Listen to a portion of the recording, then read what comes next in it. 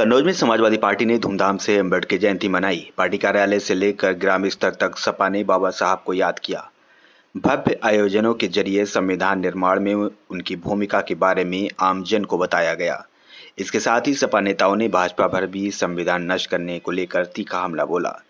दरअसल आपको बता दें कि कन्नौज के नसरापुर स्थित पार्टी कार्यालय में सबसे पहले सपा नेता एकजुट हुए। यहां बाबा साहब डॉक्टर भीमराव अंबेडकर के चित्र पर माल्यार्पण कर उन्हें नमन किया गया।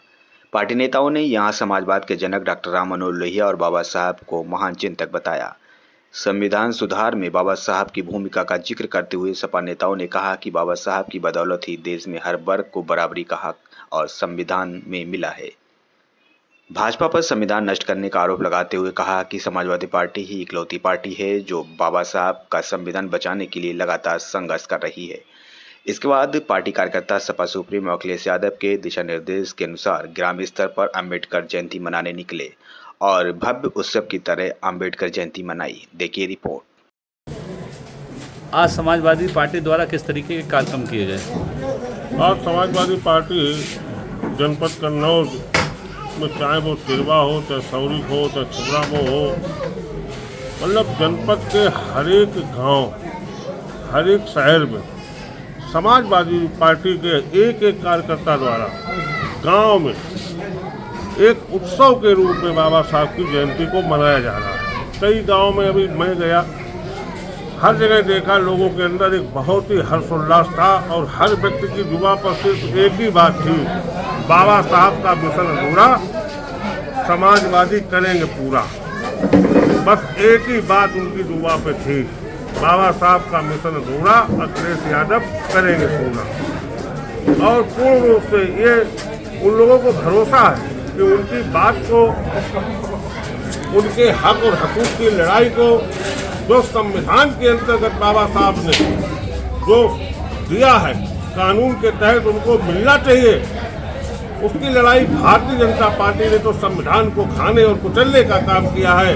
अगर कोई देश में पूरी दुनिया में लड़ाई लड़ रहा है तो उत्तर प्रदेश के पूर्व मुख्यमंत्री समाजवादी पार्टी के राष्ट्रीय अध्यक्ष माननीय अखिलेश यादव जी द्वारा लड़ी जा रही है। उसका जीता जागता उदाहरण है कि पूर्व में हुए लोकसभा के चुनाव में इन्हीं लोगों ने, अंबेडकर साहब के लोगों ने, जो समाजवादी पार्टी को 37 सीटें जिताने का काम किया है, ये पूर्ण रूप से वही लोग हैं जो भारतीय जनता पार्टी जो संविधान कुचलने की मानसिकता रखती है, गरीब, कमजोर, पिछड़े, दलित, अल्पसंख्यक और अगड़े वो गरीब लोग जिनका हक मारना चाहते हैं भाजपा के लोग, उनको मुंहतोड़ जवाब देने के लिए 27 के चुनाव के लिए तैयार बैठी है।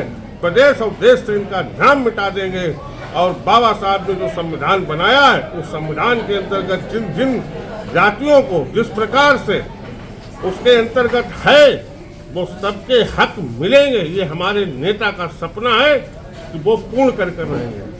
कहा करेंगे या मरेंगे, तो 27 को मान के चलिए, जो अभी नहीं होगा कभी नहीं। अब आइए बाबा साहब की बात। क्यों हम लोग बाबा साहब को याद और क्यों याद करना चाहिए? मैं आप लोगों की गरिमामयी मौजूदगी में मुट्ठी खींचकर और पूरी ताकत के साथ कहता हूं कि भारतीय समाजवादी विचारधारा के जितने बड़े प्रवर्तक डॉक्टर लोहिया थे, उतने ही बड़े प्रवर्तक बाबा साहब भीमराव अम्बेडकर।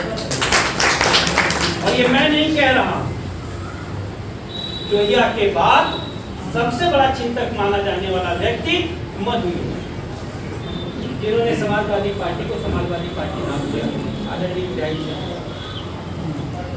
लिमय को डॉक्टर लोहिया ने एक पत्र लिखा, मेरी पुस्तक है उसमें पूरा इसका उल्लेख है। और लिखते क्या डॉक्टर लोहिया किसके बारे में? भीमराव अंबेडकर जी के बारे में। क्या लिखते हैं?